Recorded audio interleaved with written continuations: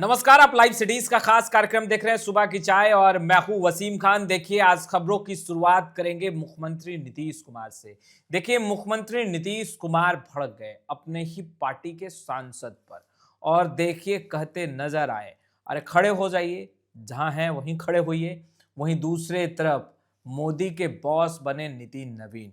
वहीं हम बात करेंगे नीट की छात्रा, जो मामला उभर कर सामने आया राजधानी पटना में। देखिए, नीट की छात्रा के साथ गंदा काम और सियासत भी गर्म है, मगर एसआईटी ने बड़ी कार्रवाई की है। वहीं हम बात करेंगे कि मुख्यमंत्री नीतीश कुमार ने बड़ा ऐलान कर दिया है। देखिए, अब 1 अप्रैल से पूरे बिहार में नई व्यवस्था लागू होगी। वह व्यवस्था कौन सी होगी वह भी बताएंगे। देखिए, जमीन से जुड़ा मामला है। और वहीं दूसरे तरफ पटना यूनिवर्सिटी छात्र संघ चुनाव को लेकर बड़ा अपडेट हम देंगे। और देखिए, बिहार में आपराधिक घटनाएं लगातार एक बार फिर बढ़ती नजर आ रही है। डॉक्टर का मर्डर, सर में अपराधी ने मारी गोली।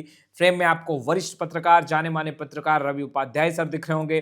सीधा सवाल और सबसे अहम सवाल, मुख्यमंत्री नीतीश कुमार भड़क गए मंच पर अपने ही सांसद पर। निश्चित रूप से मुख्यमंत्री नीतीश कुमार इन दिनों समृद्धि यात्रा पर लगातार बने हुए हैं। आप देख रहे हाँ हैं कि हर जिले में जा रहे हैं। सीतामढ़ी देख लीजिए आप, पूर्वी चंपारण, पश्चिमी चंपारण, जी। और वो अब वो जो है सो गोपालगंज पहुंचे थे। हम्म। गोपालगंज में बीते दिन नीतीश कुमार तमाम अफसरान, जितने भी अफसरान थे वह थे, और उनके मंत्रिमंडल के सहयोगी, स्थानीय जो वहाँ के सांसद हैं वो थे। हम्म। तो निश्चित रूप से वहाँ के गोपालगंज से जो सांसद हैं आलोक सुमन, वह हम्म।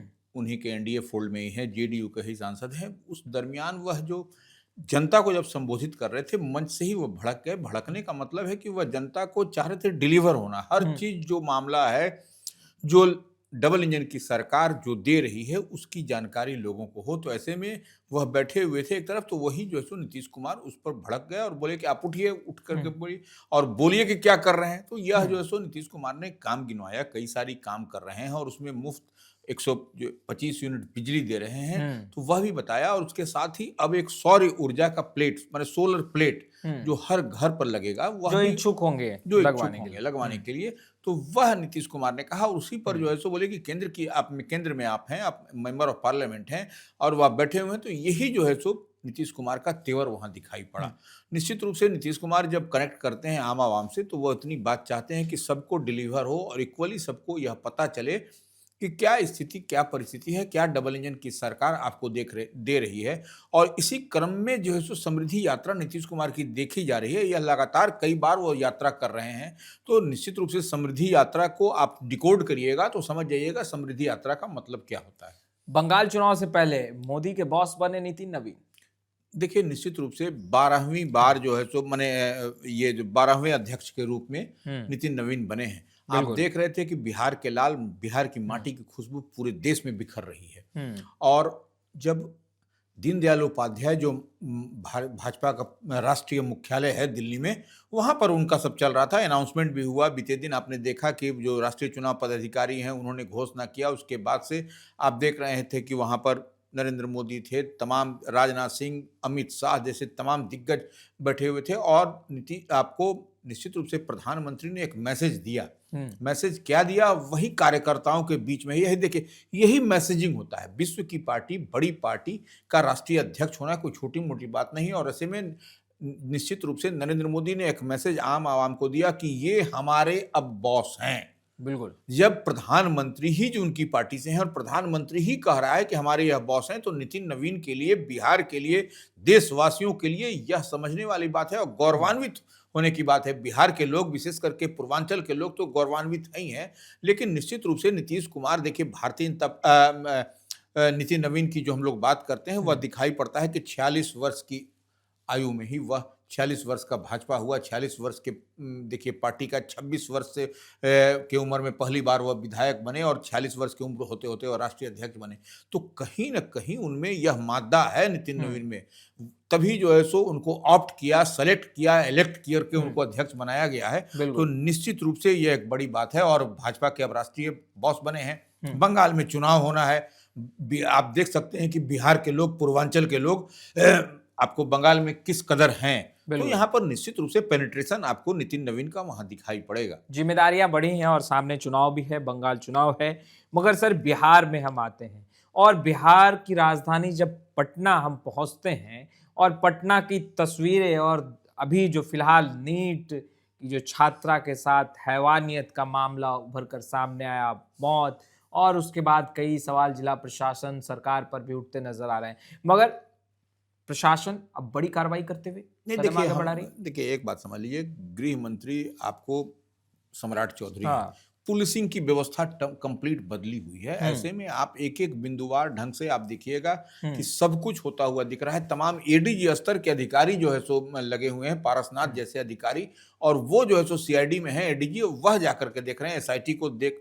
तो ये वीकर सेक्शन के आईजी हैं, वो एडीजी हैं। हम्म। तो ये आप इतनी बात समझ लीजिए कि अब जो है सो पुलिस, और विशेष तौर पर पटना पुलिस जो है सो इस एक्शन में अब दिखाई पड़ रही है, क्योंकि ये एक बड़ा मसला है नीट की छात्रा का। देखिए, खुद डॉक्टर बनने चली थी, अब कहाँ चली गई, यह आप समझ रहे हैं। उसके परिवार कितने पीड़ित हैं, कितने दुखी हैं और कलप रहे हैं। वो लोग न्याय की गुहार लगा रहे हैं। तो निश्चित रूप से ऐसे में एसआईटी ने जो छात्रावास में, जिस छात्रावास में वो बच्ची रहती थी, उस छात्रावास में मुआयना किया, सब कुछ देखा।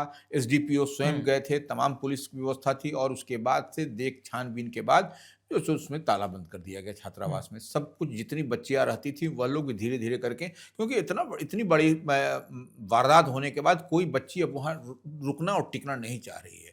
तो यह एक, और वो तो और माने आसपास का जो पत्रकार नगर थाना क्षेत्र पड़ता है, और समझ लीजिए कि जिस तरीके से अपने आप को जो बच्चियां हैं अपने आप को महफूज नहीं पा रही हैं। ये तो यह एक बड़ा तीसरी मसला है। बार जो है वो एसआईटी की टीम जो है वो संभू छात्रावास पहुंची हाँ, थी। देखिए, किसी भी छात्रावास में जब लड़कियां रह रही हैं उसकी मुख्ता मुकम्मल आपको व्यवस्था सिक्योरिटी की होनी चाहिए। तो यह एक निश्चित रूप से यह एक मसला बिहार की राजधानी पटना से छन कर आया है। आप समझिए कि जब गांव में क्या होता होगा, जब राजधानी पटना में इतना मीडिया का जमावड़ा के बिल्कुल। बाद इस तरह की घटना दुर्घटना प्रतिवेदित हो रही है, तो हम्म। निश्चित रूप से यह सोचनीय मसला है ये। सर मुख्यमंत्री नीतीश कुमार ने बड़ा ऐलान कर दिया है और 1 अप्रैल से बिहार में नई व्यवस्था लागू होगी। वो व्यवस्था कौन सी लागू होगी 1 अप्रैल से? देखिए, इसको ऐसे समझिए, नीतीश कुमार ने इसको पोस्ट किया है, और माने मुख्यमंत्री बिहार हैं, समृद्धि यात्रा पर हैं, तो वह कुछ देख पा रहे हैं कि यह कुछ उनको दिखाई पड़ रहा है। तो ये एक बात समझना पड़ेगा, 31 जनवरी तक एक उन्होंने पहले तो डेडलाइन दिया है कि 31 जनवरी तक निपटाए जाएंगे।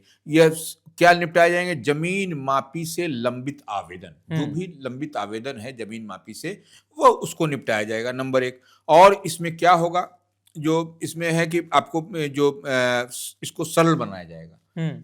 उसके बाद पारदर्शी, ट्रांसपेरेंसी होगा, और समयबद्ध टाइम फ्रेम होगा कि इस अवधि में आपको करना है। तो वही टाइम फ्रेम की जब बात है, तो 1 अप्रैल से नई व्यवस्था के तहत आपको अविवादित जमीन, जो डिस्प्यूटेड जमीन है, अविवादित कह लीजिए या जो कह लीजिए उसको, उस जमीन को मापी शुल्क जमा होने के साथ ही 7 दिन में जब कार्य अवधि होगा, माने वर्किंग आवर होगा, 7 डेज में आपको इसको कार्य को समाप्त कर देना है। इसी तरीके से अब जो है सो दूसरा है आपको कि अगर विवादित है, डिस्प्यूटेड है, तो ये हो गया कि आपको 11 कार्य दिवस में, वर्किंग डे में आपको समाप्त कर देना है। और जो सो अविवादित है उसको 7 डेज में, 7 डेज और 11 डेज, 7 दिन और 11 दिन में आपको विवादित अविवादित जमीन के लिए एक टाइम फ्रेम नीतीश कुमार ने तय कर दिया है। उस अवधि के दरमियान आपको जो भूमि का विवाद है, भूमि का मापी है, यह सब सॉर्ट आउट, हाँ, अनलेस और अनटिल कि आपको पैसा जमा करना पड़ेगा। बिल्कुल। ये जो मगर सर शुल्क एक है, बड़ा प्रश्न यह भी है कि जिस तरीके से जमीन से जुड़े हुए मामले जो हैं वो काफी संख्या में हैं बिहार में, और ऐसे में जो समय अवधि की बात हो रही है 7 दिन और 11 दिन, आपको लगता है कि 7 दिन और 11 दिन में ये टास्क पूरा किया जा सकता है? नहीं देखिए, टास्क के लिए तो देखिए एक टाइम फ्रेम जब किया गया है, मुख्यमंत्री स्वयं कर रहे हैं जब, तो यह कहीं ना कहीं उनको फीडबैक होगा कि कितने आवेदन लंबित हैं, क्या है मसला, तो विवादित का कितना है, अविवादित कितना है, 7 डेज के लिए कौन सा होगा, और 11 डेज के लिए जैसे विवादित का रखा गया। तो यह सब कुछ इतनी बात सोच समझ करके अधिकारियों से फीडबैक लेने के बाद ही। और देखिए, राजस्व एवं भूमि सुधार विभाग लगातार इस पर काम कर रहा है। बीएस सिन्हा स्वयं डिप्टी सीएम है, इस पर नजर बनाए हुए हैं। तमाम आप देख रहे हैं कि जिलों में जा रहे हैं, जिलों से फीडबैक ले रहे हैं, जिलों में सब कुछ हो रहा है, और निश्चित रूप से सरकार एक बेहतर काम करती हुई दिखाई भी पड़ रही है इस राजस्व एवं भूमि सुधार विभाग जैसे डिपार्टमेंट में, जिसमें कि काली की कोठरी एक तरीके से कहा जाए तो वह था। तो निश्चित रूप से एक डायरेक्शन में सरकार काम कर रही है। सुशासन पर अब कई सवाल खड़े हो रहे हैं और उसी कड़ी में देखिए राजधानी पटना की तस्वीरें तो हम लगातार अपडेट कर ही रहे हैं, मगर सर डॉक्टर को अपराधियों ने मौत के घाट उतार दिया, 3 गोली सर में मारी। नहीं, देखिए समस्तीपुर का मसला है, ग्रामीण चिकित्सक कहे जाते हैं। तो ये ग्रामीण चिकित्सक, इनकी पहचान भी जो पुलिस ने आइडेंटिफाई किया है, इनको ललित कुमार साहू 40 वर्ष उम्र बताया गया है और समस्तीपुर जिले में यह बिथान थाना है। तो वहाँ पर सोहमा गांव, तो वहाँ का मसला है। तो निश्चित रूप से उनकी गोली मार दी गई है। तो यह उसके बाद ही घटनास्थल पर ही उनका ये हो गया।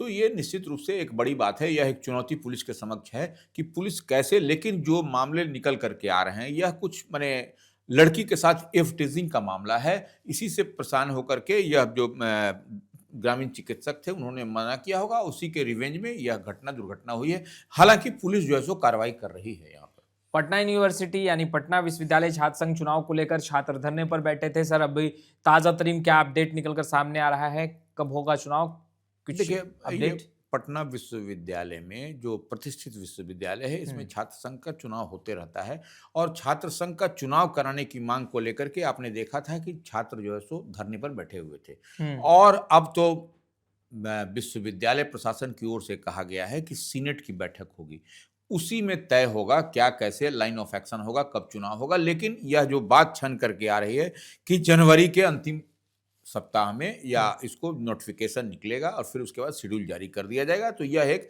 छात्र पटना विश्वविद्यालय में फिर से आपको चुनाव होता हुआ छात्रों के लिए दिखाई पड़ेगा और यह व्यवस्था लोकतंत्र में होनी भी चाहिए।